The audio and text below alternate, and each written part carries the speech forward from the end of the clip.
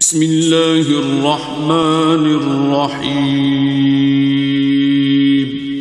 شروع اللہ کا نام لے کر جو بڑا مہربان نہایت رحم والا ہے۔ اب بلا تاخیر آپ کے سامنے خطاب فرماتے ہیں خطیب العرب والعجم استاد محترم پروفیسر عبداللہ ناصر رحمانی صاحب حافظہ اللہ تعالی۔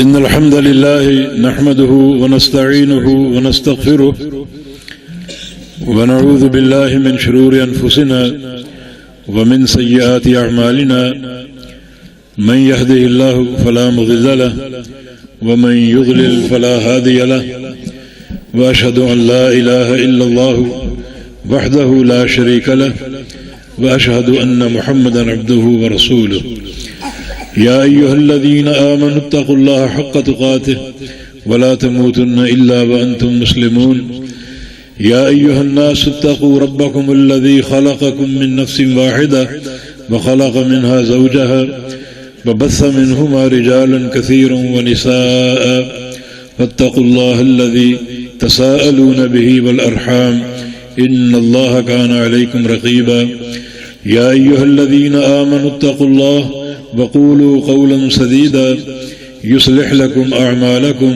ويغفر لكم ذنوبكم ومن يطع الله ورسوله فقد فاز فوزا عظيما اللهم صل على محمد وعلى آل محمد كما صليت على إبراهيم وعلى آل إبراهيم إنك حميد مجيد اللهم بارك على محمد وعلى آل محمد كما باركت على إبراهيم وعلى آل إبراهيم إنك حميد مجيد سبحانك لا علم لنا إلا ما علمتنا إنك أنت العليم الحكيم رب اشرح لي صدري ويسر لي أمري واحلل عقدة من لساني يفقه قولي لقد قال الله سبحانه وتعالى بعد أعوذ بالله من الشيطان الرجيم من همزه ونفخه ونفثه بسم الله الرحمن الرحيم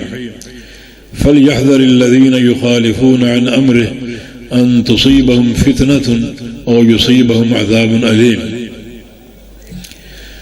عن عبد الله بن عمرو بن العاص رضي الله تعالى عنهما قال قال رسول الله صلى الله تعالى عليه وسلم ما بعث الله من نبي إلا وكان حقا عليه أن يدل أمته على خير ما يعلمه لهم وينذرهم عن شر ما يعلمه لهم وإن هذه الأمة جعل عافيتها في أولها وإن آخرها سيصيبها بلاء وأمور تنكرونها فمن أراد أن يزحزح عن النار ويدخل الجنة فلتأته منيته وهو يؤمن بالله واليوم الآخر وليأت إلى الناس بما يحب أن يؤتى إليه أو كما قال صلى الله تعالى عليه وسلم رواه مسلم۔ معزز علماء کرام اور قابل احترام سامعین حضرات، مجھ سے قبل مولانا عبدالحق حقانی حافظہ اللہ تعالی مسلک اہل حدیث کی بڑی سچی اور صحیح ترجمانی کر رہے تھے۔ اللہ تعالیٰ ان کے علم میں، عمل میں اور صحت میں برکتیں عطا فرمائے۔ جو بھی ہمارے دعات ہیں حق کے، اللہ تعالیٰ سب کو صحت اور سلامتی سے رکھے اور اس پیغام کو قریہ قریہ پہنچانے کی توفیق عطا فرمائے۔ آپ سب اللہ تعالیٰ کے گھر میں بیٹھے ہوئے ہیں اور ایک دینی پروگرام میں شریک ہیں۔ نبی علیہ السلام کی حدیث ہے، دعا ہے کہ اللہ تعالیٰ ہم سب کو اس حدیث کا مصداق بنا دے۔ فرمایا کہ ما جلس قوم فی بیت من بیوت اللہ، اللہ کے گھر میں اگر لوگ اکٹھے ہوں، یتلون القرآن ویتدارسونہ بینہم، اور قرآن پڑھیں اور پڑھائیں اور اس کا درس لیں، اس کی تفسیر لیں اور اس کا علم بیان کریں، تو اللہ تعالیٰ اس قوم کو، ان لوگوں کو 4 نعمتیں عطا فرماتا ہے۔ نمبر 1، حفظہم الملائکہ، اللہ تعالیٰ کے فرشتے سارے لوگوں پر اپنے پروں کا سایہ کرتے ہیں۔ وغشیتہم الرحمہ، اور اللہ کی رحمت ان سب کو ڈھانپ لیتی ہے۔ جب تک بیٹھے ہیں اللہ تعالیٰ کی رحمت ان کو ڈھانپے رکھتی ہے، اٹھ کے چلے جائیں تو وہ آپ کی مرضی ہے۔ اور تیسری بات یہ ہے کہ نزلت علیہم السکینہ، اللہ تعالیٰ ان پر سکینت اتارتا ہے۔ سکینت سے مراد وہ نعمت ہے جب دل میں داخل ہو جائے تو پھر دین اسلام بڑا میٹھا بن جاتا ہے، اور اس پر عمل کرنا، اس کا شوق اور ذوق انسان میں پیدا ہو جاتا ہے، اور وہ کسی عمل کا موقع نہیں چھوڑتا۔ پھر اس کو جہاد میں لذت ہے، جان قربان کرنے میں لذت ہے، ٹھنڈے پانی سے وضو کرنے میں لذت ہے، نمازیں ہیں، روزے ہیں، حج ہے، یہ سارے کام بڑے شوق و ذوق سے کرے گا، کیونکہ اس کے دل میں اللہ تعالیٰ سکینت نازل فرما چکا ہے۔ اور چوتھی نعمت یہ ہے کہ ذکرہم اللہ فی من عندہ، کہ اللہ رب العزت اس مجلس میں موجود ایک ایک شخص کا نام لیتا ہے فرشتوں کے سامنے۔ یہ اس کی ایک محبت اور پیار کا انداز ہے۔ جو شرکاء بیٹھے ہیں اخلاص نیت کے ساتھ، اللہ تعالیٰ فرشتوں کو گواہ بناتا ہے کہ دیکھو فلاں بھی ہے، فلاں کا بیٹا فلاں بھی ہے، فلاں کا بیٹا فلاں بھی ہے، اور پھر اللہ رب العزت ان سارے بندوں کو بخش دیتا ہے، ساروں کو معاف کر دیتا ہے۔ دعا ہے کہ اللہ تعالیٰ جب تک ہم یہاں بیٹھے ہیں اس کی رحمت کا سایہ قائم رہے، اور جب یہاں سے اٹھ کے گھروں کو جائیں تو اللہ تعالیٰ ہمارے گناہوں کو معاف کر چکا ہے، اور ہم گناہوں سے پاک صاف ہو کر گھر کو لوٹیں۔ میں اس پروگرام کے منتظمین کا تہ دل سے شکریہ ادا کرتا ہوں کہ انہوں نے مجھے موقع دیا، اور بالخصوص اپنے عزیز ڈاکٹر عامر عبد الوکیل حافظہ اللہ کا، جنہوں نے بار بار رابطے کیے اور اس پروگرام میں میری شرکت یقینی بنائی۔ مجھے اس پروگرام، اس قسم کے پروگرام سے ایک تو درس و تدریس کا فائدہ نظر آتا ہے، اور دوسرا میرے نزدیک ایک فائدہ یہ بھی ہے کہ اللہ کی رضا کے لیے ہزاروں ساتھیوں کی زیارت ہو جاتی ہے، ان کے چہرے دیکھ لیتے ہیں، ان سے ملاقات ہو جاتی ہے، اور یہ ملاقات اللہ کے ہاں بڑی محبوب ہے۔ ایک حدیث قدسی میں رسول اللہ صلی اللہ علیہ وسلم کا فرمان ہے کہ اللہ فرماتا ہے کہ حقت محبتی دل متحابین فیہ، حقت محبتی دل متضابرین فیہ، حقت محبتی دل متجالسین فیہ، حقت محبتی دل متبادلین فیہ، کہ 4 قسم کے بندوں پر میری محبت فرض ہو جاتی ہے، میں ان سے لازماً محبت کروں۔ ایک وہ لوگ جو میری خاطر محبت کرتے ہیں، جن کا ملنا جلنا اور آپس میں محبت کرنا میری رضا کے لیے ہے۔ دوسرے وہ لوگ جو میری خاطر ایک دوسرے کی زیارت کرتے ہیں، اور کوئی دنیا کی غرض نہیں، کوئی دنیا کا معاملہ نہیں، صرف اللہ کی رضا کے لیے میں بھی پہنچا اور آپ بھی تشریف لائے۔ اور تیسرے وہ لوگ جو اللہ کی رضا کے لیے مل بیٹھتے ہیں، یہاں سب مل بیٹھے ہیں اللہ کی رضا کے لیے، کوئی دنیا کا مقصد نہیں ہے۔ اور چوتھے وہ لوگ جو اللہ کی رضا کے لیے آپس میں مال خرچ کرتے ہیں، آپس میں مال خرچ کرتے ہیں، ایک دوسرے کی دعوت کرنا صرف اللہ کی رضا کے لیے، کھلانا پلانا اللہ کی رضا کے لیے۔ تو یہ بندے 4 قسم کے اللہ کی محبت ان پر فرض ہو جاتی ہے۔ تو ہم سب کا پروگرام یہی ہے کہ ساتھیوں سے ملاقات ہو، بھائیوں سے ملاقات ہو، اللہ تعالیٰ کی رضا کے لیے۔ اللہ تعالیٰ یہ ملاقاتیں قبول فرما لے، ہمارا یہاں مل بیٹھنا قبول فرما لے۔ جب قیامت قائم ہوگی اور سارے اولین و آخرین جمع ہوں گے، یہ اللہ کے لیے ملنا جلنا، مل بیٹھنا، زیارتیں کرنا اتنا اللہ کو پسند ہے۔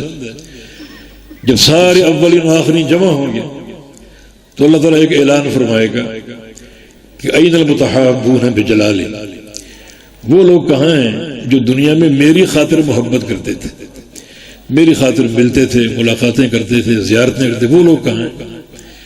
وہ لوگ اٹھیں گے تو اللہ ان کے لیے 2 اعزازوں کا اعلان کرے گا۔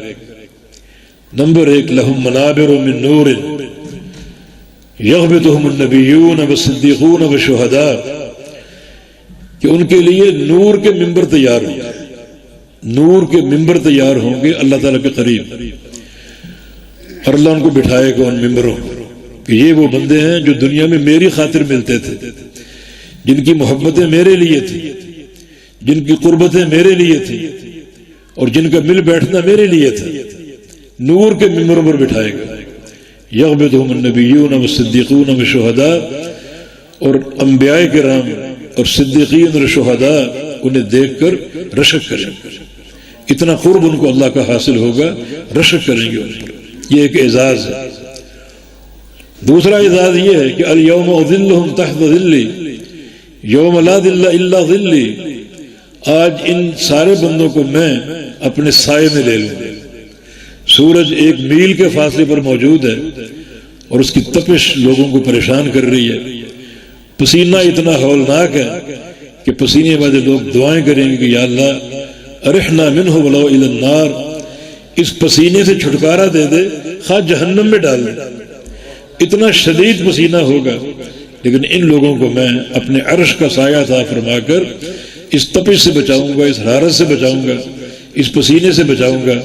یہ وہ لوگ ہیں جنہوں نے دنیا میں اللہ کے لیے محبت کی، اللہ کے لیے میل جول رکھا، اور اللہ تعالیٰ کے لیے مل بیٹھے، قربتیں اختیار کی، ایک دوسرے کی زیارتیں کی، انہیں یہ شرف اور یہ مقام حاصل ہوگا۔ اللہ تعالیٰ ہمیں بھی ان بندوں کے فہرست میں شامل فرما دے۔ گناہ گار اس قابل تو نہیں ہے، لیکن اس کی رحمت بڑی وسیع ہے، اللہ تعالیٰ اپنی رحمت کے جھونکے ہمیں بھی عطا فرما دے، اور ہمیں بھی قیامت کے دن یہ نعمت عظمیٰ اس کے عرش کا سایہ حاصل ہو جائے، ورنہ یوم محشر کی تکلیفیں برداشت نہیں ہوں گی۔ تدنو الشمس حتی تکون علی مسافت میل، سورج قریب آتے آتے 1 میل کے فاصلے پر رک جائے گا، اور میل کے 2 معنی، ایک مسافت کا میل، 1 میل جانا، ایک مسافت کا، وہ آپ جانتے ہیں۔ دوسرا لغت عرب میں میل اس سلائی کو بولتے ہیں جس سے آنکھوں میں سرما ڈالا جاتا ہے۔ حدیث کا راوی کہتے مجھے معلوم نہیں یہاں کون سا میل مراد ہے، مسافت کا یا سرمے والی سلائی کا، کون سا میل مراد ہے؟ اتنی تپش ہوگی۔ آج یہ سورج کروڑہ میل کے فاصلے پر ہے، اور اس کی گرمی ہمیں جھلسا دیتی ہے۔ بچاؤ کے انتظامات موجود ہیں، ٹھنڈے کمرے ہیں، اے سی ہیں، پنکھے ہیں، سائے ہیں، اس دن کوئی سایہ نہ ہوگا، اور سورج بھی قیامت کا ہوگا اور 1 میل کے فاصلے پر ہوگا۔ یقیناً بڑی تپش ہے، اس سے بچنے کی ہماری دعائیں بھی ہیں، ہم سب کی حرص اور خواہش بھی ہے۔ تو یہ ایک راستہ، ایک اصل موجود ہے نبی علیہ السلام کی اس حدیث میں کہ وہ بندے اس تپش سے بچ جائیں گے، پسینے سے بچا لیے جائیں گے، جنہوں نے دنیا میں اللہ کی رضا کے لیے، اللہ تعالیٰ کی توحید کی خاطر اور اس کے دین کی خاطر آپس میں محبتیں کی، زیارتیں کی اور ملاقاتیں کی۔ تو اب ہم اپنے دل میں یہ بات بٹھا لیں، ہمارا یہاں پہنچنا اللہ کے دین کے لیے ہے، ایک دوسرے کو دیکھنا اور ان کی زیارت کرنا اللہ کی رضا کے لیے ہے۔ یا اللہ اس کو حجت کے طور پر پیش کرتے ہیں، آج کی اس مجلس کو قبول کر کے ہمیں قیامت کے روز اپنے عرش کا سایہ عطا فرما دے۔ ایک حدیث بھی آپ نے سنی، یہ صحیح مسلم کی حدیث ہے، اور اس کے راوی عبداللہ بن عمرو بن عاص رضی اللہ عنہ، یہ عبداللہ بھی صحابی تھے اور ان کے والد عمرو بن عاص بھی صحابی تھے۔ ان کی زندگی کے بارے میں ایک علمی لطیفہ ہے، اور وہ یہ ہے کہ دونوں باپ بیٹوں میں 12 سال کا فرق تھا۔ ان باپ بیٹے سے 12 سال بڑا تھا، 12 سال۔ اس کا معنی یہ کہ عمرو بن عاص کی شادی 11 سال کی عمر میں ہوئی ہوگی، اگلے سال عبداللہ پیدا ہوئے، تو اس طرح 12 سال کا فرق تھا ان دونوں کی عمر میں، اور یہ ایک نادر لطیفہ، علمی لطیفہ جو ان دونوں صحابہ میں پایا جاتا ہے۔ اور دونوں بڑے متقی، یہ عبداللہ بڑے زاہد اور بڑے عابد تھے، اور رات کو قیام کرتے بڑا طویل، دن کو روزے رکھتے، حتیٰ کہ ان کی شادی ہو گئی۔ تو ان کے والد نے پوچھا کہ میرا بیٹا کیسا ہے؟ وہ آج کی عورت ہوتی تو شکوہ کرتی، چیخو پکار شروع کر دیتی، لیکن اپنے شوہر کی شکایت لگائی بڑے بہترین جملوں میں، کہا کہ آپ کا بیٹا بہت نیک ہے، دن بھر روزہ رکھتا ہے اور رات کو شب بیداری قیام اللیل کرتا ہے، مانا یہ کہ میرے حقوق ادا نہیں کرتا، یہ نہیں کہا، لیکن ایک اچھے اسلوب میں بات کی کہ یہ دن کو روزے رکھتا ہے اور رات کو قیام کرتا ہے، میرے حقوق ادا نہیں کرتا۔ باپ سمجھ گیا، نبی علیہ السلام سے شکایت کی، آپ نے بلا لیا اور ان کی تربیت ہوئی، ان کو تعلیم دی۔ اس طرح عمرو بن عاص بھی نبی علیہ السلام کے بڑے پیارے صحابی تھے، بڑے پیارے صحابی۔ اسلام جب قبول کیا تو اپنا ہاتھ بڑھایا بیعت کے لیے، اللہ کے پیارے پیغمبر صلی اللہ علیہ وسلم نے بیعت لینا چاہی، آپ نے بھی ہاتھ پھیلا دیا تو عمرو بن عاص نے ہاتھ کھینچ لیا، فرمایا کہ تم کیوں نہیں بیعت کرنا چاہ رہے، یہ ہاتھ کیوں کھینچ لیا؟ عرض کیا کہ میری ایک شرط ہے، اس شرط پر بیعت کرو۔ فرمایا کہ تشترط ماذا، کیا شرط ہے؟ کہا کہ میری شرط یہ ہے کہ اللہ تعالیٰ اس بیعت سے قبل میرے گناہ معاف کرے، مجھے گناہوں سے پاک صاف کر دے، گناہوں کا بڑا خوف ہے۔ میں کہ عمر، تین چیزیں ایسی ہیں اگر بندہ اختیار کر لے تو اس کے پچھلے سارے گناہ معاف ہو جاتے ہیں۔ الاسلام یہدم ما کان قبلہ والہجرۃ تہدم ما کان قبلہ والحج یہدم ما کان قبلہ۔ ایک بندہ اسلام قبول کر لے تو اس کی سابقہ زندگی کے سارے گناہ اللہ معاف کر دیتا ہے۔ تم اسلام قبول کر رہے، تمہارے لیے ضمانت ہے گناہوں کی بخشش کا۔ دوسرا بندہ ہجرت کر لے تو ہجرت سے قبل جو اس نے گناہ کیے ہوں گے وہ سارے معاف ہو جائیں۔ اور تیسرا ایک انسان اگر حج کر لے تو حج کرنے سے بھی سابقہ سارے گناہ معاف ہو جاتے ہیں۔ تو یہ ان کے ایک خوف اللہ کا۔ ہم 60 اور 70 سال دین اسلام میں گزار چکے ہیں، گناہوں کا خوف نہیں، گناہوں پر جری ہیں اور کوئی پشیمانی ہمیں نہیں ہوتی۔ لیکن آج اسلام قبول کرنے کا پہلا دن ہے اور دل خشیت سے بھرا ہوا کہ مجھے گناہوں کی بخشش کی ضمانت چاہیے پھر اسلام قبول کروں۔ اللہ کے نبی نے بشارت دی، ضمانت دی، انہوں نے اسلام قبول کر لیا۔ تھوڑی سی بات طویل ہو گئی۔ ان کی جو وفات کا واقعہ ہے عمرو بن عاص کا، وہ بھی ایک بڑی نصیحت ہے، بہت بڑی۔ امام ذہبی رحمہ اللہ نقل کیا ان کی وفات کا قصہ۔ ان کا آخری وقت تھا اور یہ عبداللہ بن عمرو چرپائی پر بیٹھا ہوا تھا اور سکرات الموت طاری ہیں، مگر غشی نہیں ہے، عقل بالکل صحیح کام کر رہی، زبان چل رہی، جس کی دلیل یہ کہ جب وہ بستر میں پڑے ہوئے تھے تو ایک صندوق لایا گیا، اس صندوق میں ان کی ایک تجارت کا نفع تھا، چاندی اور سونے کے سکے، اور لانے والے نے کہا کہ یہ فلاں آپ کی تجارت کا پرافٹ ہے، نفع ہے۔ دیکھا اس کو اور اپنے بیٹے عبداللہ سے کہا یہ تم لے لو۔ عبداللہ بڑا زاہد اور بڑا ایک متقی اور عابد شخصیت تھا، کہا کہ ابا جان مجھے اس کی حاجت نہیں، یہ بوجھ میں اپنے سر پہ نہیں لینا چاہتا، مجھے قبول نہیں۔ تو پھر بڑا ایک کفی افسوس ملا کہ میں دنیا سے جاتے جاتے یہ بوجھ بھی لے کے جا رہا، اس کا مجھے حساب دینا پڑے گا۔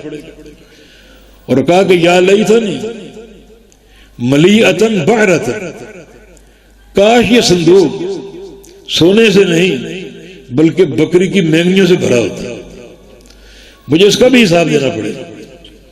تب عبداللہ نے کہا کہ آپ بڑی ہوش مندی کی باتیں کر رہے ہیں، حالانکہ آخری وقت آپ پر طاری ہے، بڑی ایک عقل اور خرد اور ہوش مندی کی باتیں کر رہے ہیں۔ تو ایک بات ہمیں بتائیں کہ موت جو آپ کے سامنے ہے اس کے تعلق سے آپ کے احساسات کیا ہیں؟ کوئی تعارف کرا سکتے ہیں موت کا؟ موت کی حقیقت کیا ہے؟ کیا محسوس کر رہے ہیں؟ تو عمرو بن عاص نے جواب دیا کہ یا بنی الموت اشد من ان یوصف، میرے بیٹے موت کا نقشہ بیان کرنے کے لیے میرے پاس الفاظ نہیں، میرے پاس وہ الفاظ ہی نہیں جو موت کی منظر کشی کر سکے، لیکن میں تمہارے قریب کرتا ہوں کچھ معاملہ تم سمجھ سکو۔ اس وقت مجھے کیا محسوس ہو رہا ہے؟ کأن رضوہ فوق اعناقی، رضوہ ایک پہاڑی سلسلہ عرب میں، پہاڑوں کی چوٹیاں بے شمار، ایک مجموعہ پہاڑوں کا، لگتا ہے کہ رضوہ کے سارے پہاڑ اٹھا کر میرے سر پہ لاد دیے گئے، اتنا بوجھ محسوس کر رہا ہوں۔ وَكَأَنَّ بَطْنِيَ شَوْكَ، لگتا ہے کہ میرا پیٹ جو ہے وہ بڑے نوکیلے کانٹوں سے بھرا ہوا ہے جو ہر طرف چبھ رہے ہیں۔ وَكَأَنَّ نَفَسِي يَخْرُجُ مِنْ إِبْرَةٍ، اور لگتا ہے کہ میرا سانس سوئی کے ناکے سے نکل رہا ہے۔ وہ سانس جو بڑی فراخی سے ہم لیتے ہیں، اس وقت محسوس ہوتا ہے اتنی گھٹن ہے، اتنا حبس ہے، لگتا ہے کہ یہ سانس سوئی کے ناکے سے نکل رہا ہے۔ یہ انہوں نے موت کی منظر کشی کی۔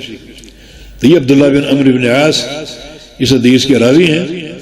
اس پر بڑی تفصیلی بات ہو سکتی ہے، مگر 3 باتیں آج عرض کرنی ہیں، 3 جملوں پر انشاءاللہ بات ہوگی۔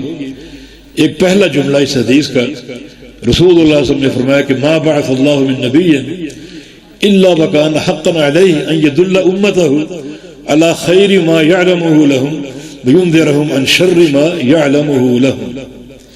اللہ رب العزت نے جس نبی کو بھیجا، جس نبی کو مبعوث فرمایا، اسے ایک ڈیوٹی دی کہ آپ نے اپنی امت کو، اپنی قوم کو خیر کا ہر راستہ بتانا ہے، یعنی جنت کا پورا پروگرام دینا ہے۔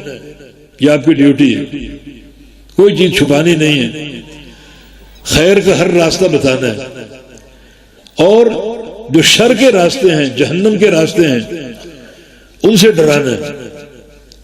جو آپ کو علم دیا جائے خیر کے تعلق سے، جنت کے پروگرام کے تعلق سے، وہ اپنی امت کو بتانا ہے سارا کا سارا۔ اور جو ڈر اور خوف کی باتیں ہیں، جہنم کے عذاب کا ڈر، اس سے بھی قوم کو آگاہ کرنا ہے، یہ ہر نبی کی ڈیوٹی ہے۔ یہ حدیث ایک اہم عقیدہ بیان کر رہی ہے۔ اس سے کیا واضح ہو رہا ہے؟ ظاہر سی بات، ہر خیر و شر کو بیان کرنا اور ہر خیر و شر کے راستے کی وضاحت کرنا کس کی ڈیوٹی ہے، کس کی ذمہ داری؟ انبیاء کرام کی، انبیاء کرام کی ہے نا۔ یہ حدیث بالکل واضح ہے، اس میں کوئی اشارہ میں نہیں ذکر کر رہا یا کوئی اقتضاء النص نہیں ہے، بالکل صریح نص ہے۔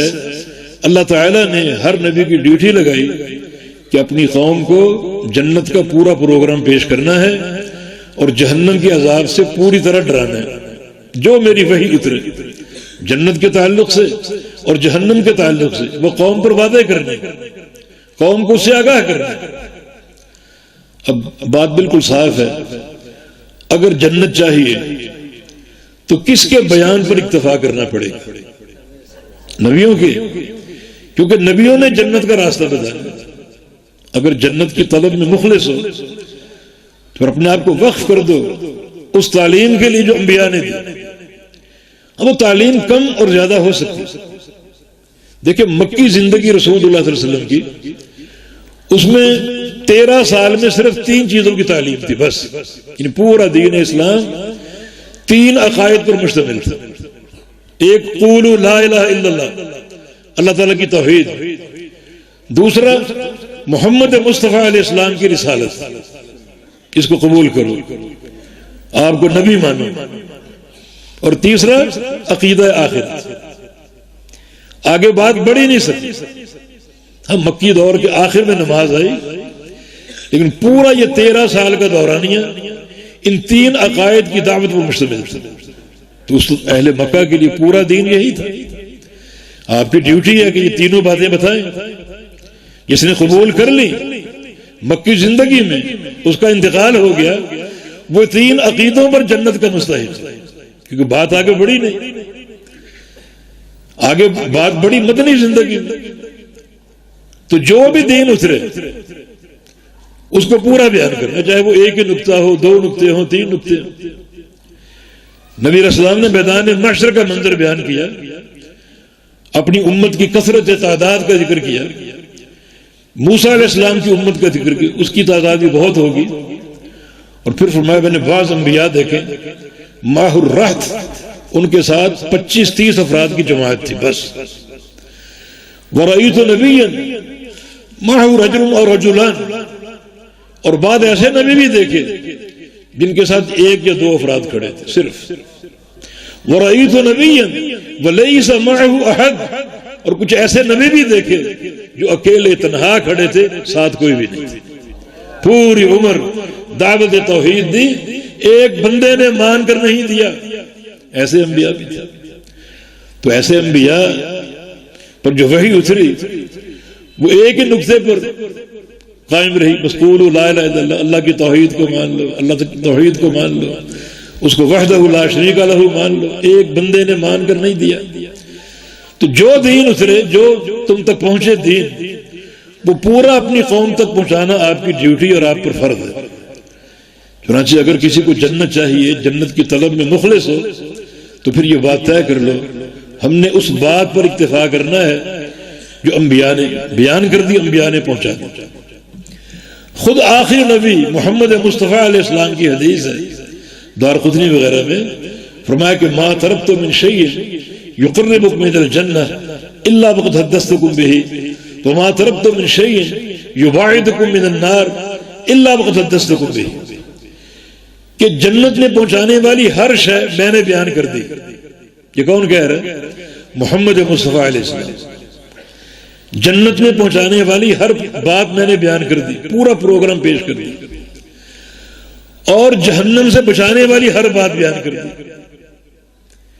یہ 2 ہی مقصد ہے نا، جنت کی طلب اور جہنم سے بچاؤ، یہ 2 ہی مقصد ہیں اس دین میں داخل ہونے کے، 2 ہی مقصد، کہ اللہ اپنے عذاب سے بچا لے، اپنے قہر سے بچا لے، اپنے غضب سے بچا لے، اپنی رضا دے دے، اپنی محبت عطا فرما دے، 2 ہی مقصد۔ تو اللہ کے پیارے نبی نے بیان کر دی 2 ہی مقصد، جنت کا پورا پروگرام سمجھا دیا اور جہنم میں لے جانے والے امور سارے بیان کر دیے۔ اگر جہنم سے بچنا چاہتے ہو اور جنت کو پانا چاہتے ہو تو ضروری ہے کہ اللہ کے پیغمبر کی تعلیم اور آپ کے بیان پر اکتفا کرو بس۔ پھر کسی اور کا قول و قرار، کسی اور کے ملفوظات، کسی اور کی رائے دین میں ایسا کوئی تدخل قابل قبول اور قابل برداشت نہیں۔ اگر جنت کا حصول مقصود اور جہنم سے بچاؤ چاہتے بس۔ وہ ایک نوجوان جس کا قصہ کتب حدیث میں، بخاری شریف وغیرہ میں بھی اس کا اصل ہے، وہی شخص جو معاذ بن جبل عشاء کی نماز پڑھاتے تھے اپنی قوم کو، اور ایک دن وہ جماعت سے باہر نکل گیا، اپنی نماز پڑھ کے گھر گیا اور سو گیا۔ معاذ کو بتایا گیا کہ فلاں شخص نے، فلاں نوجوان نے یہ کیا، نماز توڑ کے باہر نکل گیا اور اپنے گھر چلا گیا اپنی نماز پڑھ کے۔ فرمایا کہ بڑا یہ فتنہ باز ہے، اس کی شکایت ہوگی اللہ کے نبی سے۔ اگلے دن پہنچ گئے، وہ نوجوان پہلے سے موجود تھے، اور کہا کہ یا رسول اللہ صلی اللہ علیہ وسلم، ہم دن بھر کھیتی باڑی کرتے ہیں، باغبانی کرتے ہیں، تھکاوٹ سے چور گھر لوٹتے ہیں، اور یہ عشاء کی نماز میں سورہ بقرہ شروع کر دیتے ہیں، میں کیا کروں؟ نبی علیہ السلام غضبناک ہو گیا، افتان انت یا معاذ، تم فتنہ باز ہو، تم سورہ والشمس والضحیٰ کیوں نہیں پڑھتے، واللیل کیوں نہیں پڑھتے، والضحیٰ کیوں نہیں پڑھتے، یہ صورتیں پڑھا کر آپ نے تعلیم دی۔ تو نوجوان ذرا پریشان بھی تھا کہ میں نے رات نماز توڑ دی، جماعت سے نکل گیا، اسے ملال بھی تھا، اس پر وہ پشیمانی کی کیفیت بھی اپنائے بیٹھا تھا۔ تو نبی علیہ السلام نے اس نوجوان کی دلجوئی کی اور کہا کہ چلو تینوں ہم دعا کرتے ہیں، اللہ تعالیٰ قبول کر لے گا، تینوں اس مجلس میں دعا کرتے ہیں۔ نوجوان نے عرض کیا کہ پہلے آپ دعا کیجیے۔ نبی علیہ السلام نے طویل دعا کی، پھر معاذ سے کہا تم بھی دعا کرو، انہوں نے بھی دعا کی، اور پھر نوجوان سے کہا تم بھی دعا کرو۔ تو نوجوان نے کہا کہ اما انا فلا اعلم دندنتک ولا دندنت معاذ، یا رسول اللہ صلی اللہ علیہ وسلم، جو لمبی دعا آپ نے کی میں وہ نہیں جانتا، جو معاذ نے کی وہ بھی میں نہیں جانتا، میں تو ایک ہی دعا کرتا ہوں کہ اللہم انی اسألک الجنہ واعوذک من النار، کہ یا اللہ مجھے جنت عطا فرما دے اور جہنم سے بچا لے، میں تو ایک ہی دعا کرتا ہوں، یہی مقصد حیات۔ نبی علیہ السلام فرمایا حولہا ندندن، اے نوجوان تم جو دعا کر رہے ہو ہماری ساری دعاؤں کا محور بھی یہی ہے، ہماری ساری دعاؤں کی بنیاد بھی یہی ہے۔ اور پھر نوجوان نے اپنا دامن اور صاف کرانا چاہا کہ یا رسول اللہ صلی اللہ علیہ وسلم، جو میں جماعت سے نکل گیا تو اس میں میری کوئی تحقیر نہ کیجیے گا، مجھے چھوٹا نہ سمجھیے گا، اور میرا ایک عزم ہے وہ سن لو کہ جب آپ کے ساتھ کبھی جہاد میں نکلوں تو تلوار میرے گلے پر چل جائے اور اللہ کی راہ میں شہید ہو جائے، یہ میرا ایک عزم، بڑا پیارا عزم۔ پھر واقعتاً وہ جہاد میں شریک ہوتا اور ایک جنگ میں اللہ کے پیارے پیغمبر نے جب شہداء کی لاشوں کو دیکھا تو اس نوجوان کی لاش بھی تھی اور باقی تلوار گلے پر چل چکی تھی، فرمایا کہ کان صادقا فصدقہ اللہ، سچا تھا اللہ نے اس کی صداقت کا بھرم رکھ لیا، اس کی صداقت کو قائم کر دیا، سکہ قائم کر دیا۔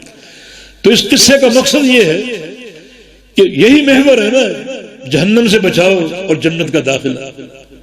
اللہ کے نبی نے بھی فرمایا کہ ہمارے بھی تمام تر دعاؤں کا محور یہی ہے، جتنی بھی کتب حدیث میں دعائیں ہیں ان کا محور یہ دو ہی چیزیں ہیں کہ یا اللہ جہنم سے بچا لے اور جنت کا داخلہ عطا فرما دے، ہماری یہ چمڑیاں جہنم کی آگ برداشت نہیں کر سکتی، یہی محور۔ اور وہ علاج موجود ہے، اللہ کے نبی فرما رہے ہیں کہ جنت میں پہنچانے کا پورا پروگرام میں نے دے دیا اور جہنم سے بچاؤ کا پورا پروگرام میں نے پیش کر دیا۔ اب کیا چاہتے ہو؟ جنت چاہیے، جہنم سے بچاؤ چاہیے، تو نبی علیہ السلام کے اس فرمان کے مطابق اس حدیث پر اکتفا کرنا پڑے گا، بالکل نہ ایک قدم آگے نہ ایک قدم پیچھے۔ اور اگر کہو کہ ہمیں جنت نہیں چاہیے، ہمیں اپنے فرقہ بندیاں عزیز ہیں، اپنے مذہب اور اپنے مسلک عزیز ہیں، تو پھر اذا لم تستحی فاصنع ما شئت، یہ بات تو یعنی شرم و حیا سے خالی ہے۔ اگر شرم نہیں تو جو چاہو کرو، جب حیا کا لباس اتار دیا تو جو چاہو کرتے پھر۔ لیکن اگر مخلص ہو جنت کی طلب میں اور جہنم سے پناہ میں، تو اس حدیث کو سامنے رکھتے ہوئے اللہ کے پیارے پیغمبر کی تعلیمات پر، آپ کے فرامین پر، قال قال رسول اللہ پر اکتفا کرنا پڑے گا۔ یہ اس حدیث کا یہ پہلا جملہ اور سب سے بڑا مظہر اللہ کے پیارے پیغمبر کی سیرت طیبہ، ربیع الاول کا مہینہ، بڑے زور و شور سے آپ کی شان بیان ہوتی ہے، آپ کا مقام بیان ہوتا ہے۔ میں ایک چھوٹا سا خادم مسلک اہل حدیث کا، ہم بھی آپ کی شان بیان کرتے ہیں، آپ کا مقام بیان کرتے ہیں، لیکن وہ بیان کرتے ہیں جو دنیا میں کوئی نہیں بیان کرتا، کوئی نہیں بیان کرتا۔ ہمارے نزدیک پیغمبر علیہ السلام کی شان کا محور آپ کی کالی زلفیں نہیں ہیں، یا آپ کے چمکدار دانت نہیں ہیں، یا آپ کے ہونٹ یا رخسار نہیں ہیں، آپ کا حسن ناقابل مثال ہے، لیکن اصل آپ کی شان کیا ہے؟ دیکھیں، اگر پوری دنیا جمع ہو جائے اور اللہ کے نبی کی شان بیان کرے، اس میں انسان بھی ہوں، جن بھی ہوں، اس میں شعراء ہوں، انشاء پرداز ہوں، بڑے بڑے ادیب ہوں، بڑے بڑے فصیح اللسان ہوں، بڑے بڑے بلیغ اللسان ہوں، سارے جمع ہو کر اللہ کے پیارے پیغمبر کی شان بیان کریں، کوئی نظم میں کوئی نثر میں، تو کیا سب مل کر ویسی شان بیان کر سکیں گے جیسی اللہ بیان کرے گا؟ آپ کی شان بیان کرنے میں کوئی دنیا کا کوئی شخص یا پوری دنیا اللہ کا مقابلہ کر سکتی؟ یا اللہ تیرے نزدیک تیرے حبیب کی شان کیا ہے؟ پورے قرآن میں نبی علیہ السلام کی ولادت کا ذکر نہیں ہے، نہ آپ کے ہونٹوں کا، نہ رخساروں کا، نہ آپ کی چال کا، نہ آپ کی زلفوں کا۔ ہاں، آپ کی شان کا یہ نقطہ ہے، بے شمار آیتیں، من یطع الرسول فقد اطاع اللہ، آؤ مقابلے میں لاؤ، اس شان میں کوئی آپ کا مقابل ہو، کوئی آپ کا ثانی ہو کہ دنیا والوں کال کھول کے سن لو، جو اس زمین کے تختے پر رسول کی اور صرف رسول کی اطاعت کرے گا اس نے اللہ کی اطاعت کی۔ اللہ تعالیٰ تک پہنچانے والا اللہ کا رسول، تمہیں اللہ تعالیٰ سے جوڑنے والا، اللہ تعالیٰ سے ملانے والا اللہ کا رسول، اور کوئی نہیں۔ کوئی شان کا مقابلہ ہے؟ یہ شان میرے رب نے بیان کیا۔ جو رسول کی اطاعت کرے گا اس نے اللہ کی اطاعت کی، رسول کی اطاعت نہیں کی پوری دنیا کا دامن تھام لو، اللہ کی اطاعت تک رسائی نہیں ہو سکتی، اللہ تعالیٰ سے نہیں جڑ سکتے، نہیں مل سکتے۔ اس سے جڑنا ضروری ہے نا، من یعتصم باللہ فقد ہدی الی صراط مستقیم، اللہ کو پکڑ لینا ضروری ہے نا۔ یہ پکڑنا کیسے ممکن ہے؟ اس کے لیے راستہ کیا ہے، وسیلہ کیا ہے؟ وہ محمد الرسول اللہ صلی اللہ علیہ وسلم۔ جو ان کی اطاعت کرے گا وہ اللہ سے جڑ جائے گا، اس نے اللہ کو پکڑ لیا، تھام لیا۔ اور جو رسول کی اطاعت نہیں کرے گا پھر کس کی کرے گا؟ جس کی مرضی کرے، ہمیں اس سے کوئی جو ہے وہ سروکار نہیں، وہ اللہ کی اطاعت تک نہیں پہنچ سکے گا، اللہ تعالیٰ سے نہیں جڑ سکے گا۔ یہ ٹکڑا حدیث کا پہلا ٹکڑا اللہ کے پیارے حبیب کی سیرت طیبہ کا ایک مظہر اتم کہ جنت کے طالبین جو ہیں اس وقت تک جنت کو نہیں پا سکیں گے جب تک اللہ کے حبیب کی تعلیم پر اکتفا نہیں کریں گے۔ قرآن و حدیث آپ نے دیا، جب تک قرآن و حدیث پر اکتفا نہیں کریں گے، ایک ہاتھ میں قرآن ہو، دوسرے ہاتھ میں رسول اللہ صلی اللہ علیہ وسلم کا فرمان ہو، انہی دو چیزوں سے عقیدہ لے، انہی دو چیزوں سے عمل لے، ہر چیز ان دو چیزوں سے ماخوذ ہو، وہ اللہ تک پہنچے گا۔ اور یہ پیارے پیغمبر کی شان ہے کہ اللہ سے ملانے والی چیز جو ہے وہ اللہ کے حبیب کی اطاعت، نبی علیہ السلام کی فرما برداری۔ اس کے علاوہ جس کا دامن چاہو تھا، میں تھوڑا سا جملہ ایک اور کہہ جاتا ہوں، اس کو شاید آپ مبالغہ سمجھیں۔ ایک طرف پیچھے پوری دنیا کھڑی ہو، آپ کو پکار رہی ہو کسی مسئلے کے لیے، اور سامنے نبی علیہ السلام اس مسئلے میں آپ کو پکار رہے ہیں، تو اللہ کے نبی کی بات کو ایک لمحہ کے لیے جو ہے وہ ٹھکرا کر، یہ ایک لمحہ کے لیے کان بند کر کے پیچھے کو جھانکنا بھی میرے نزدیک کفر، جھانکنا بھی کفر، کیونکہ نبی علیہ السلام کی اطاعت متعین ہے۔ اور یہ دعوت اہل حدیث بحمد اللہ احادیث کا ذخیرہ موجود ہے، اور تعلیمات کی، عقائد کی، احکام کی ایک قوی اساس ہمارے پاس، اس کو قبول کرنے میں کیا رکاوٹ؟ علامہ ابن قیم رحمہ اللہ کچھ لوگوں کو سمجھا رہے تھے، وہ لوگ ائمہ کی تقلید پر زور دے رہے تھے، اور ابن قیم رحمہ اللہ نبی علیہ السلام کی اطاعت پر ان کو آمادہ کر رہے تھے، نہیں مان رہے تھے۔ انہوں نے ایک سوال کیا کہ چلو اگر رسول اللہ صلی اللہ علیہ وسلم اس وقت تشریف لیں اور آپ کے سامنے حدیث بیان کریں تو مانو گے یا نہیں مانو گے؟ کہتا کیوں نہیں مانیں گے، اللہ کے نبی سامنے موجود ہے، آپ کا فرمان کیوں نہیں مانیں گے؟ تو پھر آپ نے فرمایا ظالم، پھر کیا فرق ہے؟ اللہ کے نبی حدیث بیان کر چکے، وہ آپ کے سامنے ان کی زندگی میں پہنچے یا ان کی وفات کے بعد پہنچے، ان دونوں میں کیا فرق ہے؟ فرمان تو محمد رسول اللہ صلی اللہ علیہ وسلم کا۔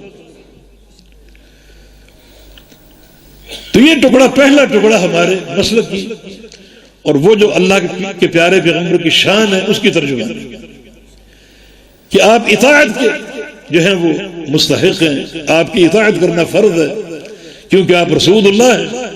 بلکہ میں کہتا ہوں پوری شان اسی نقطے کے تابع، اسی نقطے، رات بھر کھڑے رہو، اللہ کے نبی کی شان بیان کرو، جو بھی کتاب و سنت سے بیان کرو گے سب حق ہے، مگر یہ ساری شان اس لیے ہے کہ آپ رسول اللہ ہیں۔ اللہ کے نبی زمین میں ان کی حمد ہوتی ہے، کیوں؟ کیونکہ آپ اللہ کے رسول ہیں۔ آسمانوں میں آپ کی حمد ہوتی ہے، کیوں؟ کیونکہ آپ اللہ کے رسول ہیں۔ انا سید ولد آدم، آپ کا فرمان پوری اولاد آدم کا سردار ہوں، کیوں؟ آپ اللہ کے رسول ہیں۔ قیامت کے دن سب سے پہلے شافع آپ ہوں گے. کیوں؟ کیونکہ آپ اللہ کے رسول ہیں. سب سے پہلے مشفع آپ ہوں گے جن کی شفاعت قبول کی جائے گی. کیوں؟ کیونکہ آپ اللہ کے رسول ہیں.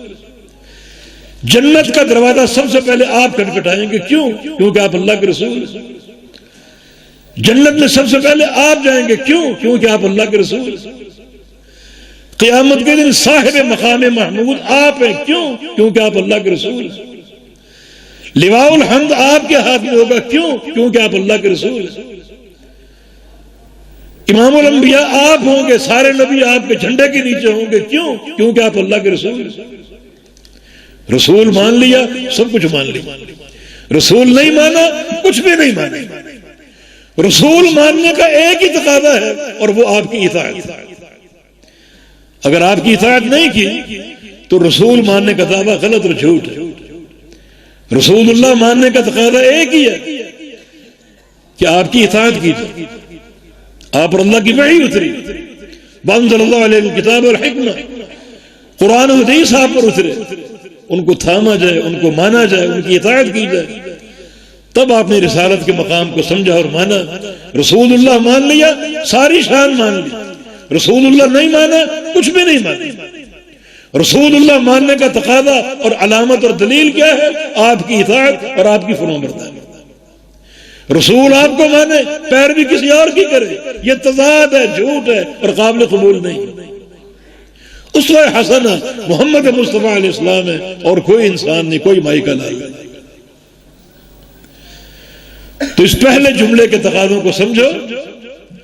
ہمارے نزدیک جو ایک آپ کا مقام اور شان ہے یہ ٹکڑا اس کی زبردست دلیل اور سب سے اونچا مقام ہے کہ آپ کی اطاعت اللہ کی اطاعت.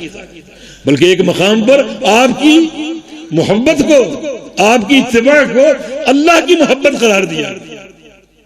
یعنی اللہ تعالیٰ کی محبت سے دنیا کو جوڑنا ایک ہی شخصیت کا کام ہے اور وہ محمد الرسول اللہ صلی اللہ علیہ وسلم.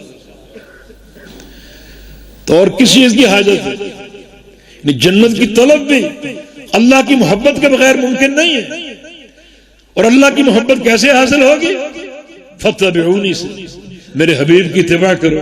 یحببکم اللہ, تمہیں اللہ اپنا محبوب بنا لے گا. تو دنیا والوں کو اللہ کی محبت سے جوڑنے والے محمد الرسول اللہ صلی اللہ علیہ وسلم اور کوئی نہیں. دوسرا جملہ فرمایا کہ ان هذه الامه جعل عافیتها فی اولها وان آخرها سیصیبها بلاء وامور تنکرونها.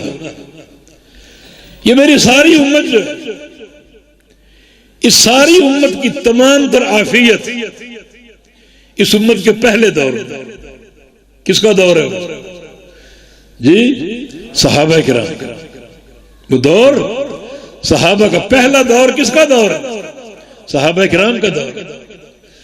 فرمایا کہ تمام تر سعادت پہلے دور میں.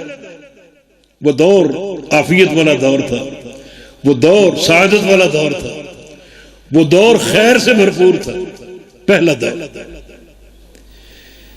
اس میں کئی چیزیں, ایک تو شان صحابہ ثابت ہے. دوسرا غور کرو, یعنی صحابہ کا دور عافیت اور سعادت اور خیر سے بھرپور کیوں تھا؟ ویسے آپ بھی بن جائیں. یہاں بھی در حقیقت اتباع رسول کی طرف اشارہ کہ صحابہ مثالی کیوں بنے. ان کا دور تمام تر خیر کا مجموعہ کیوں تھا؟ ان کا دور تمام تر برکتوں والا دور کیوں تھا؟ سعادت سے بھرپور کیوں تھا؟ اس لیے کہ انہوں نے حبیب مصطفیٰ علیہ السلام کی اطاعت کی. اس اطاعت کی برکت سے اللہ تعالیٰ نے اس دور کو مثالی قرار دیا اور صحابہ کے ایمان کو مثالی قرار دیا. فَإِنْ آمَنُوا بِمِثْلِ مَا آمَنْتُمْ بِهِ فَقَدْ اهْتَدَوْا. تم تب ہدایت یافتہ بنو گے جب تمہارا ایمان صحابہ کے ایمان جیسا ہو. اور ان کا ایمان کیا تھا؟ اللہ کے نبی کی اطاعت, اللہ کے نبی کی اتباع, ہر چیز میں اتباع. یعنی اطاعت کے نقشے پر ایسے وہ قائم تھے کہ وہاں نافرمانی کا کوئی تصور نہیں تھا. نماز کے معاملے, حج کے معاملے, روزے کے معاملے, زکوٰۃ کے معاملے, عقیدے کے معاملے, یہ تو ٹھوس چیزیں ہیں. ان میں تو اطاعت تھی ہی تھی. ایک مثال آپ کو دیتا ہوں. جنگ خیبر کے موقع پر آپ نے خیبر کا جھنڈا امیر المومنین علی بن ابی طالب رضی اللہ عنہ کو دیا کہ جھنڈا تم لے لو، اور آپ نے فرمایا تھا کہ لأعطین غدا الراية رجلا يحب الله ورسوله ويحبه الله ورسوله اور یفتح اللہ علی یدہ، کہ اللہ ان کے ہاتھ پر فتح دے گا خیبر کا. جھنڈا دے دیا. جب صبح دے کر روانہ کیا تو کچھ تعلیمات دی اور کہا کہ علی انفض الی رسلک، سیدھے جاؤ، دائیں بائیں جھانکنا نہیں، پیچھے مڑ کر نہیں دیکھنا، سیدھے جاؤ. حتی تنزل بساحتہم، حتیٰ کہ تم یہود کے صحن میں جا کے اترو خیبر میں. سیدھے جاؤ، نہ رکنا ہے نہ ٹھہرنا ہے نہ دائیں بائیں جھانکنا. علی چل پڑے، جھنڈا لے لیا. اب ایک اطاعت کا امتحان آ گیا. ایک سوال کرنا تھا نبی علیہ السلام سے، بڑا اہم سوال، جنگ کے تعلق سے، جہاد کے تعلق سے. وہ سوال ضروری تھا. اب سوال کرنے کے لیے کم از کم پیچھے مڑنا پڑتا یا واپس جا کر پوچھتے، جو ادب کا تقاضا تھا. پیچھے گھومنا پڑتا. لیکن اللہ کے نبی فرما چکے انفض برسلک، سیدھے جا. اب کیا کریں؟ یہ اطاعت کا امتحان. سوال بھی ضروری ہے، اور سوال کرنے کے لیے ٹھہرنا پڑتا، پیچھے جھانکنا پڑتا، مڑ کے دیکھنا پڑتا. لیکن کیا قربان جائے اطاعت کا عالم، چلتے گئے، نہ رکے، نہ پیچھے کو مڑ کے دیکھا، نہ دائیں بائیں جھانکے، بلکہ چلتے چلتے بلند آواز سے پکارا یا رسول اللہ الا ما اقاتل، یا رسول اللہ صلی اللہ علیہ وسلم کب تک جہاد کرنا، یہود سے جنگ کب تک کرنا. بڑا اہم سوال تھا. آپ نے بھی اسی بلند آواز سے جواب دیا کہ قاتلہم حتی یکون الدین للہ، اس وقت تک قتال کرنا ہے جب تک یہ دین اللہ کا نہ بن جائے اور توحید قائم نہ ہو. اطاعت. ابو ذر غفاری کے ساتھ آپ مدینہ منورہ میں ایک مقام پر تشریف لے گئے. رات کا وقت تھا. آپ نے ایک دائرہ کھینچا اور کہا کہ ابو ذر یہاں کھڑے ہو، اللہ رسلک حتی آتیا، جب تک میں واپس نہیں لوٹوں یا کھڑے رہو، ہلنا نہیں، یہاں سے باہر نہیں آنا، کھڑے رہے. اللہ کے نبی چلے گئے. تھوڑی دیر بعد ایک دھماکہ ہوا، بڑا خوفناک. ابو ذر پریشان کہ نبی علیہ السلام کو کوئی اذیت لاحق ہو گئی، کوئی حادثہ پیش آ گیا، کوئی صدمے کی بات ہے. فوراً بھاگ کے جانا چاہا کہ اپنے نبی کو دیکھو، اپنے محبوب کو دیکھو. لیکن پھر یاد آیا کہ اللہ کے پیغمبر تو یہ فرما گئے یہاں سے ہلنا نہیں. اب دیکھیں، ایک طرف محبت کا امتحان ہے، ایک طرف اطاعت کا امتحان ہے. مقدم اطاعت کو کر، محبت بھی یہی. کھڑے رہے بڑے بے قراری سے، بڑی وہ ایک اصراری شکل تھی اور بڑی بے قراری تھی. کھڑے رہے حتیٰ کہ پیغمبر ہم تشریف لے. اور ابو ذر غفاری بڑے پریشان. پوچھا ابو ذر کیا پریشان؟ عرض کیا میں نے ایک دھماکہ سنا اور میں نے سوچا کہ آپ پر کوئی حملہ نہ ہو گیا ہو اور کوئی آپ کو اذیت نہ پہنچی ہو. میں آپ کو آ کر بچانا چاہ رہا تھا، پھر آپ کی بات یاد آ گئی، پھر کھڑا رہا. بڑے ایک صبر سے اور بڑا ایک مشکل امتحان تھا. رسول اللہ صلی اللہ علیہ وسلم ابو ذر تم نے وہ دھماکہ سنا تھا؟ جی ہاں سنا تھا.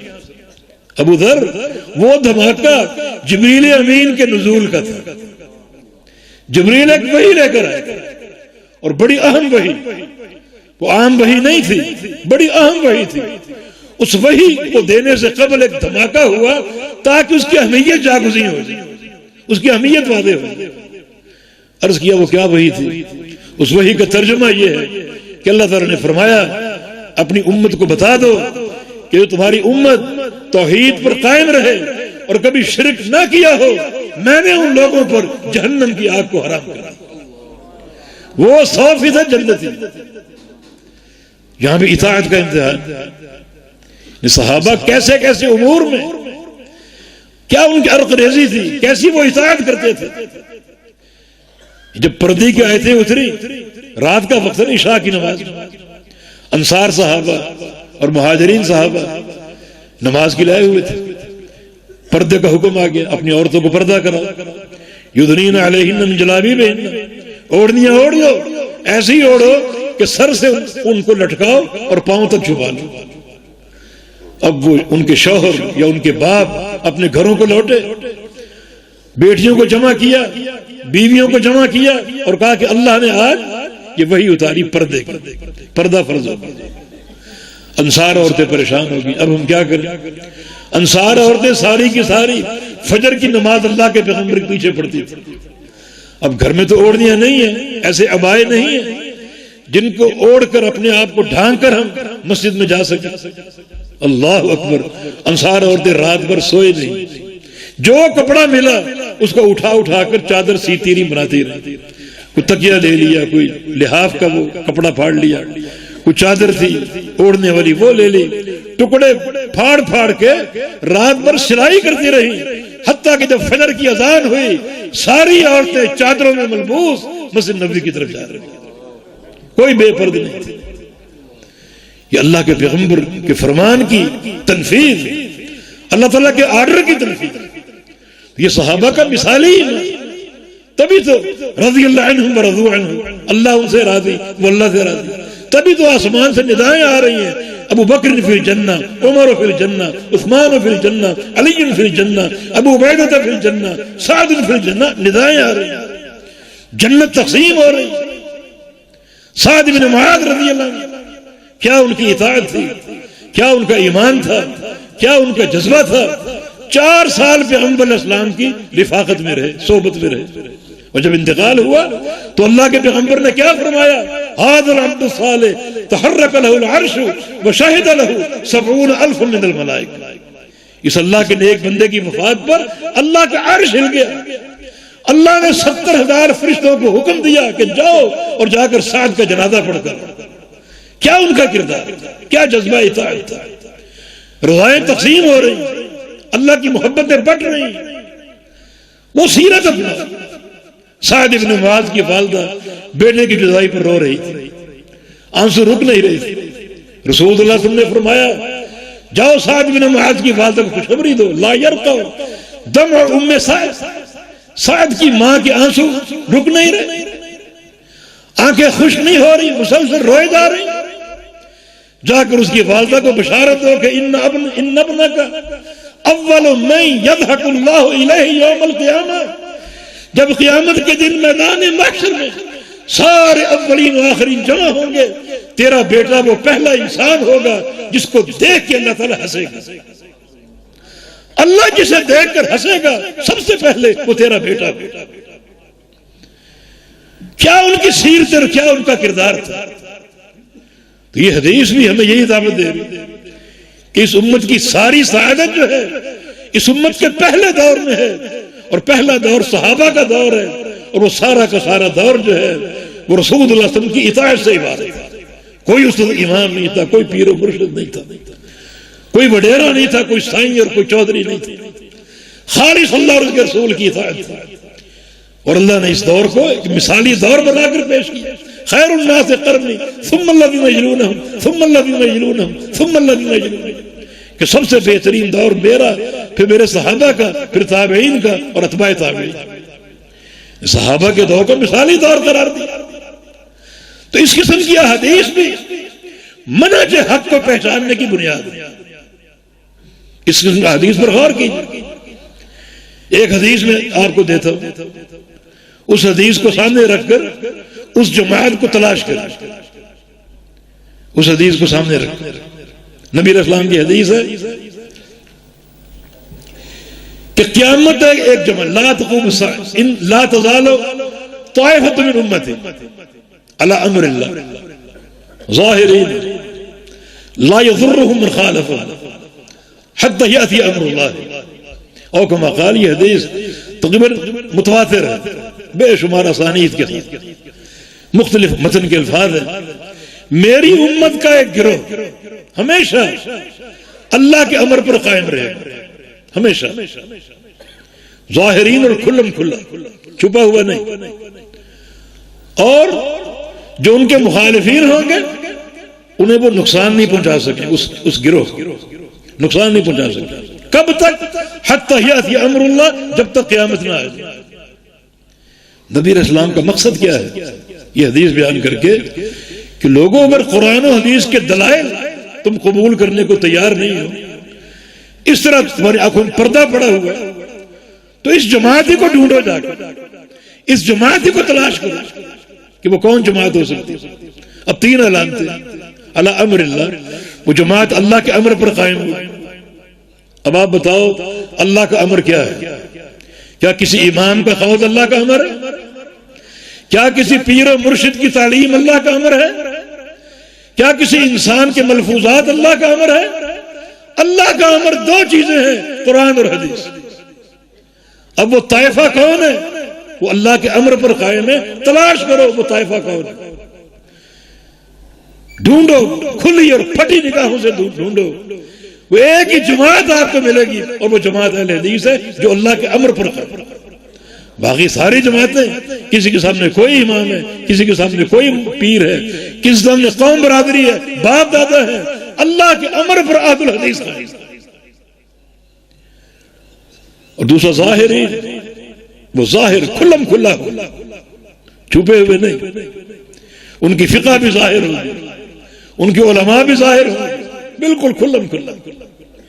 ورنہ اکثر جو فتنے ہیں، جو فرقے ہیں، ان میں باطنیت کا رنگ، لوگ اپنے فقہی اقوال کو چھپاتے پھرتے، وہ اتنی شرمناک باتیں ہوتی ہیں، وہ نہیں چاہتے کہ دنیا ان کو پڑھے، چھپاتے پھرتے، پردے ڈالتے۔ لیکن ظاہرین، یہ جماعت جو ہوگی ظاہر ہوگی، چھپی ہوئی نہیں ہوگی، اپنی باتوں کو چھپائے گی نہیں، اپنے عقیدے کو چھپائے گی نہیں، ہر چیز عیاں ہوگی۔ ان کی سند بھی عیاں ہے، ان کے مشائخ بھی عیاں ہیں، اور سند چلتے چلتے اللہ کے پیغمبر تک پہنچتی، کھلم کھلا، بالکل ظاہر۔ یہ کون جماعت؟ اور تیسرا لا یضرهم من خالفهم، جو ان کے مخالفین ہوں گے ان کو نقصان نہیں پہنچا سکتے۔ نقصان کس چیز کا؟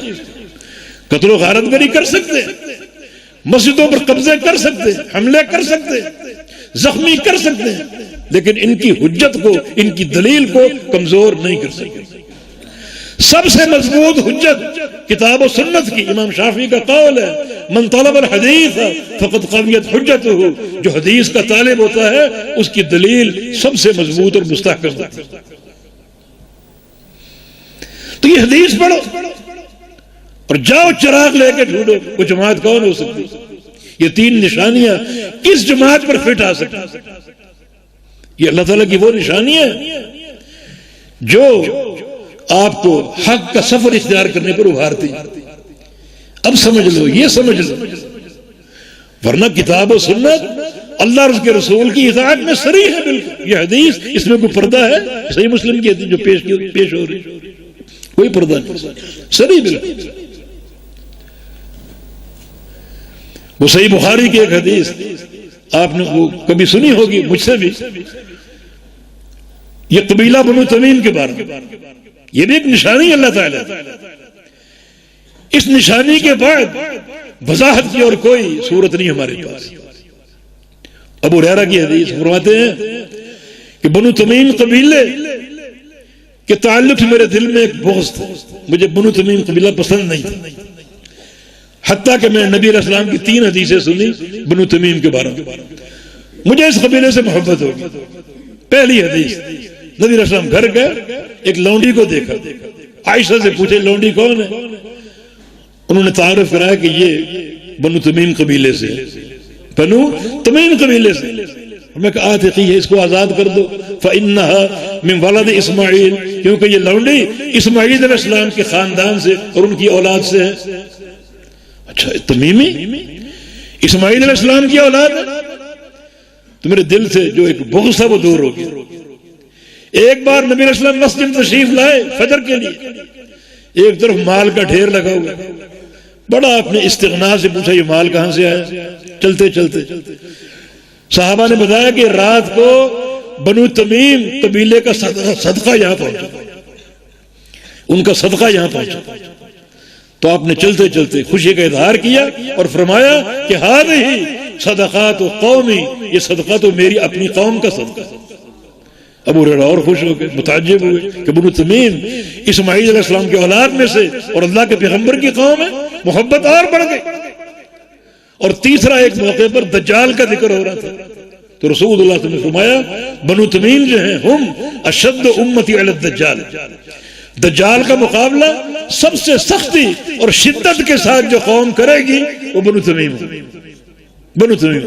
ابو ہریرہ فرماتے ہیں اور میرے دل میں اس قبیلے کی محبت آ کے بنو تمیم کی کہ دجال کے مقابلے میں سب سے سخت۔ ہم صحیح بخاری پڑھا رہے تھے اپنے طلبہ کو، اچانک دل میں یہ بات آئی کہ پھر بنو تمیم جب اسماعیل علیہ السلام کی اولاد میں سے مانا اس وقت سے چلے آ رہے ہیں، اللہ کے پیغمبر کے دور میں بھی تھے تمیمی صحابی، بہت سے نام آتے ہیں اور قیامت تک رہیں گے کیونکہ دجال کا مقابلہ کریں گے، اس وقت بھی تھے، دور نبوی میں تھے، آج بھی ہیں، یقین اور قیامت تک رہیں گے۔ تو اگر آج ہیں تو کہاں ہیں؟ ان کو دیکھا جائے، ان کا منہج اور ان کا عقیدہ معلوم کیا جائے۔ یہ سعودی عرب میں بہت سے علاقوں میں تمیمی دوست آباد ہیں۔ میں ایک شوق سے بعض علاقوں میں گیا، تمیمی بنو تمیم کے لوگوں سے ملا، اچھی طرح غور سے ان کی نمازیں دیکھی، ان کا عقیدہ دیکھا، ان کا عمل دیکھا، اور میری خوشی کی انتہا نہ رہی۔ سارے کے سارے بنو تمیم اہل حدیث، سارے اہل حدیث۔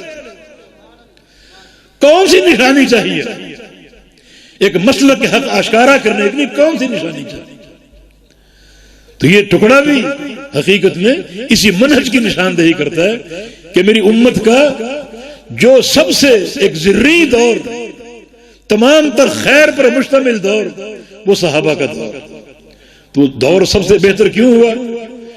کس منہج پر ہوا؟ وہ اللہ کے نبی کی اتباع کرنے والے، کتاب و سنت کو تھامنے والے، یہ ان کا میزہ تھا اور یہی ان کا تمیز تھا، یہی ان کی شناخت تھی، جس کی بنا پر ان کا دور مثالی دور قرار پایا۔ اور جو باقی دور ہوں گے فرمایا کہ ان آخرہ سیصیبها بلاء وامور تنکرونها، جو بعد کے دور ہوں گے ان میں بڑی آزمائشیں ہوں گی، بڑے بڑے فتنے ہوں گے، تم ان کا انکار کرو۔ میرے صحابہ، اگر تم جا کر وہ فتنے دیکھو، اگر کسی کو اللہ تعالیٰ زندہ کر کے اٹھا لے اور وہ دور دیکھے، اس دور کے مسائل دیکھے، اس دور کے امور دیکھے، تم ان کا یقیناً انکار کرو گے کہ یہ کون سا دین۔ فتنے وبا ہوں گے، نئی نئی باتیں سامنے آئیں گی، اور لوگوں کے عقیدے، لوگوں کے ایمان خطرے میں پڑ جائیں گے، ان کے دلوں میں اللہ تعالیٰ سیاہی کو پھیلا دے گا ان فتنوں کی بنا۔ تو پھر یہ حدیث جو دو یہ ٹکڑے ہیں، ایک صحابہ کا دور مثالی دور ہے اور بعد کے ادوار فتنوں سے بھرپور ہوں۔ تو اس مثالی دور کی مثال اپنے اندر قائم کریں اللہ کے حبیب کی اتباع کی صورت میں، اور جو فتنوں کے دور آئیں گے فتنوں سے اپنے آپ کو بچاؤ، فتنوں سے بچاؤ۔ یہ ایک نصیحت اپنے آپ کو کر رہا ہوں اور آپ سب کو کر رہا ہوں کہ فتنوں سے بچاؤ کے لیے آپ کے پاس ایک ہی ہتھیار ہے، اور وہ ہے حدیث کا علم اور حدیث کے علماء۔ علم کے ساتھ جڑ جاؤ اور علماء کے ساتھ منسلک ہو جاؤ۔ حسن بصری رحمہ اللہ علماء تابعین میں سے ان کا ایک تاریخی قول ہے، الفتنة اذا اقبلت عرفها كل عالم واذا ادبرت عرفها كل جاہل۔ جب فتنہ آتا ہے تو اس کو عالم پہچان لیتا ہے، جو عالم ربانی ہوتا ہے وہ فتنے کو پہچان لیتا ہے کہ یہ فتنہ ہے، جاہل نہیں پہچانتا، کیونکہ فتنہ جو ہوتا ہے نا وہ شیطان کی طرف سے مزین ہو کر آتا ہے۔ شیطان یہ نہیں کہتا کہ فلاں عمل نہ کرو، فلاں کام نہ کرو، نماز نہ پڑھو، روزے نہ رکھو، نہیں، وہ ان اعمال کو پیش کرے گا اپنے اضافوں کے ساتھ، اپنی زینتوں کے ساتھ۔ لَأُزَيِّنَنَّ لَهُ، تیرا راستہ اپنی سجاوٹوں سے، ملمہ سازی سے سجا کر پیش کرو۔ اب جاہل اس ملمہ سازی کو پہچان نہیں پاتے، علماء جاننے کے ملمہ سازی قرآن کے خلاف ہے، حدیث کے خلاف ہے، فتنوں کو پہچان جائے۔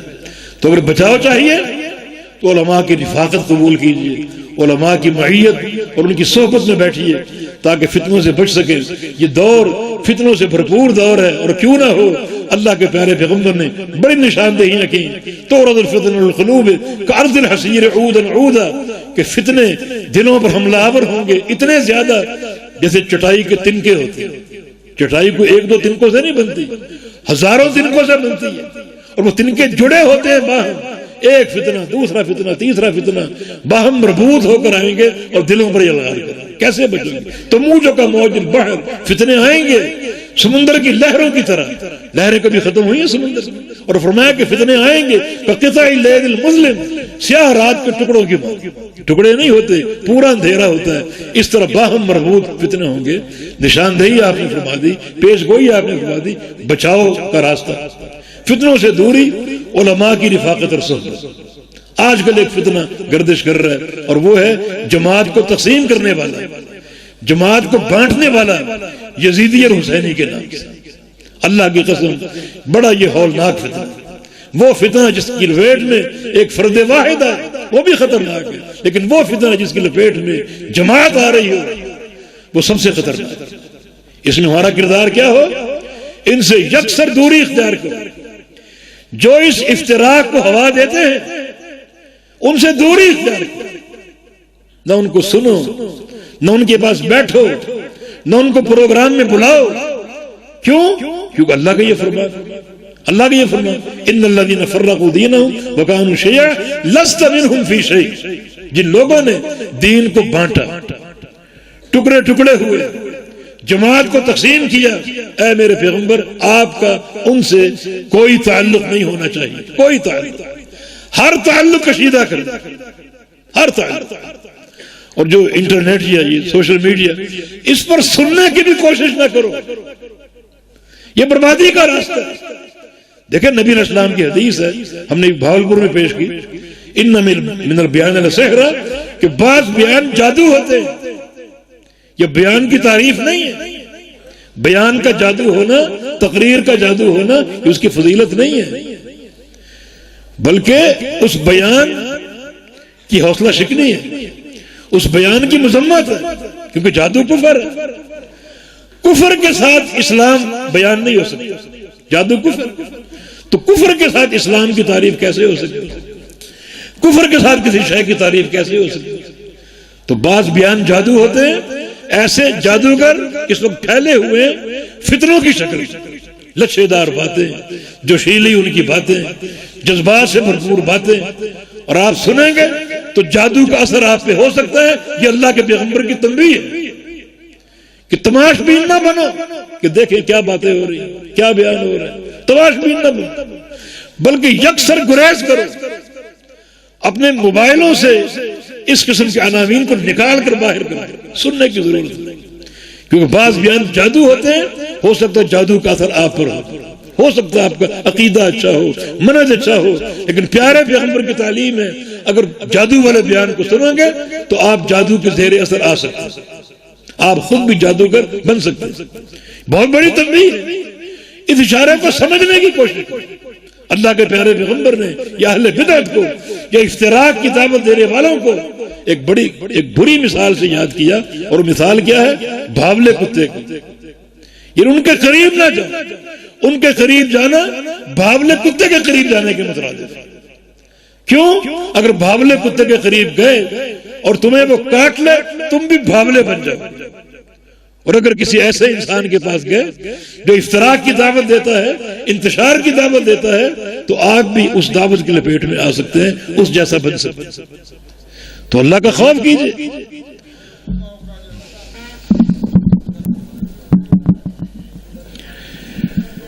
میرے خیال اشارہ آ گیا، بس کر دیں.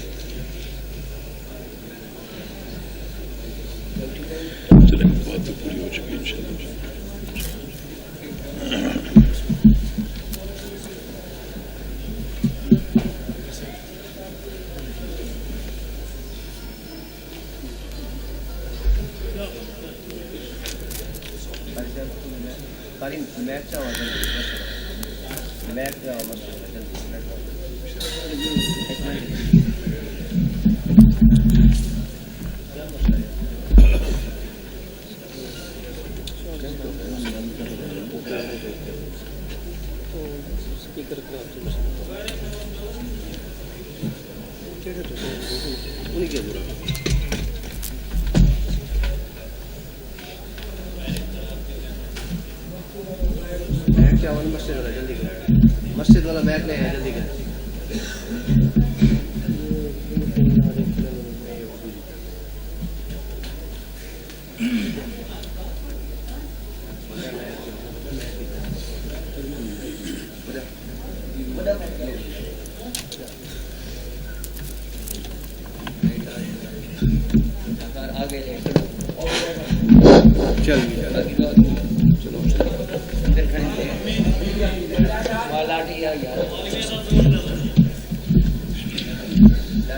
الحمد للہ والصلاة والسلام علی رسول اللہ وبعد۔ بات تقریباً اختتامی مرحلے میں تھی۔ ایک حدیث آخر میں پیش کر کے اپنی بات کو سمیٹ لیتے ہیں۔ یہ حدیث صحیح مسلم کی ہے اور حذیفہ بن یمان رضی اللہ عنہ کی روایت سے کہ رسول اللہ صلی اللہ علیہ وسلم نے فرمایا تعرض الفتن والقلوب کعرض الحصیر عودا عودا، کہ فتنے دلوں پہ الغار کریں گے، یہ سب سے خطرناک فتنہ ہے۔ جو فتنہ دل پر حملہ آور ہو سب سے خطرناک، جسم پر ہو وہ قابل برداشت ہے، انسان اندھا ہو جائے، بہرا ہو جائے، گونگا ہو جائے، ہاتھ کٹ جائے، ٹانگ کٹ جائے، وہ قابل برداشت ہے۔ لیکن جس فتنے کی الغار دل پر ہو وہ خطرناک ہے۔ فرمایا کہ چٹائی کے تنکوں کی مانند فتنے دلوں پر الغار کریں گے۔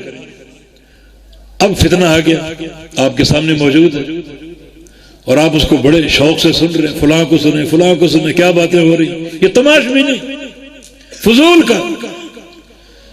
پھر سنیں اللہ کے پیغمبر کیا فرمایا کہ ای قلب اشربها نکتت فیہ نکتۃ سوداء وای قلب انکرها نکتت فیہ نکتۃ بیضاء، جس دل نے اس فتنے کو قبول کر لی، سنا، لچھے دار باتوں کے لپیٹ میں آ گیا اور بیان کی جو ایک جادوگری ہے اثر انداز ہو گئی، اس کو قبول کر لیا، تو اللہ اس دل کو سیاہ کر دے، اللہ اس دل کو سیاہ کر دے۔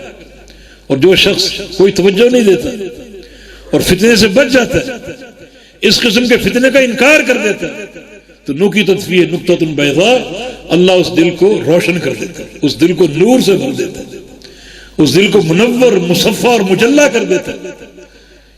پھر کیا فرمایا فتصیر القلوب علی قلبین، اب پھر کیا ہوگا، لوگوں کے دل دو قسموں میں تقسیم ہو جائیں، قلب ابیض و قلب اسود، سفید دل اور سیاہ دل، جو فتنے میں کوئی دخل اندازی نہ کرے، کوئی توجہ نہ دے، کوئی حوصلہ افزائی نہ کرے، یہ انکار ہے، اس کا دل سفید روشن، وہ کامیاب شخص ہے، اللہ کے ہاں کامیاب ہے وہ۔ اور جس شخص کے دل نے فتنے کو قبول کر لیا، قبول کیسے ہوتا ہے، کسی کی جادو بیانی اس پہ اثر کر گئی، اس کے دل میں گھر کر گئی، اس نے قبول کر لیا، تو اللہ اس دل کو سیاہ کر دے، بلکہ سیاہ کرنے کے بعد اگلی بات بڑی خطرناک، کل کوز مجخین، وہ دل سیاہ ہوگا اور الٹے پیالے کی مانند ہوگا، الٹا پیالہ، الٹے پیالے، یہ سیدھا پیالہ ہے، یہ سیدھا ہے، لیکن جب فتنے کو قبول کر لو گے تو الٹے پیالے کی مانند۔ اس تشبیہ میں دو چیزیں، ایک یہ کہ پیالے میں جو کچھ ہے وہ بہہ کر گر جائے گا، فتنہ اگر قبول کر لیا، دل سیاہ ہو گیا، اگر کوئی رمق ایمان کی موجود ہے وہ نکل جائے گا الٹے پیالے کے، اور جب پیالہ الٹا ہوگا تو اس میں کوئی چیز داخل نہیں ہو سکے گی، پھر علم یا ایمان کا نور اس دل میں داخل نہیں ہوگا، الٹے پیالے کی مانند ہر چیز بند ہو جائے گی۔ یہ نبی اسلام کی حدیث، اس پر غور کیجیے کہ مذاق نہیں ہے، ہم تماش بھی نہیں نہ کریں کہ سن تو لیں کیا باتیں ہو رہی، ہمیں کیا، ہم پر کیا اثر ہوگا. نہیں، نبی علیہ السلام کا فرمان کہ بعض بیانوں کی تاثیر جادوئی ہوتی ہے، تم اس جادو کے لپیٹ میں آ سکتے ہو. مت سنو، کوئی جہل میں کوئی خامدی مت سنو، یہ تماشبانی چھوڑ دو. علماء راسخین آپ کے پاس موجود ہیں جن کا طلب علم معروف ہے، جن کی سند معروف ہے، جن کا فہم معروف ہے، ان کی رفاقت اختیار کرو، ان کی صحبت اختیار کرو. آج کل وسائل کا دور ہے، ان سے موبائل سے رابطہ کرو، سفر کر کے جاؤ ان کے پاس اور ان کی صحبت میں بیٹھو. یہ آپ کا علمی فائدہ ہے. علماء ایک غنیمت ہے امت کے لیے، غنم. ابن قیم فرماتے ہیں جس شہر میں عالم دین نہ ہو اس شہر کے لوگوں پر ہجرت کرنا فرض ہو جائے. چھوڑ دو اس علاقے میں، ایسے علاقے میں جاؤ جہاں علماء موجود ہیں، وہ آپ کے ایمان کے محافظ ہیں، آپ کے عقیدے کے محافظ ہیں اور آپ کے عمل اور منہج کے محافظ ہیں. یہی گزارش کرنی تھی ان احادیث کی روشنی میں کہ اللہ تعالیٰ ہمیں فتنوں کے اس دور میں راہ استقامت اختیار کرنے کی توفیق عطا فرمائے. ایک ہاتھ میں کتاب اللہ ہو، دوسرے میں سنت رسول اللہ ہو، اور کتاب و سنت کا فہم سلف امت کے فہم پر، صحابہ تابعین اتباع تابعین، ان کے فہم پر اللہ تعالیٰ ہمیں چلنے کی اور اپنے نصب العین کے تعین کی توفیق عطا فرما دے. اقول قولی ھذا واستغفر اللہ لی ولکم واخر دعوانا ان الحمد للہ رب العالمین.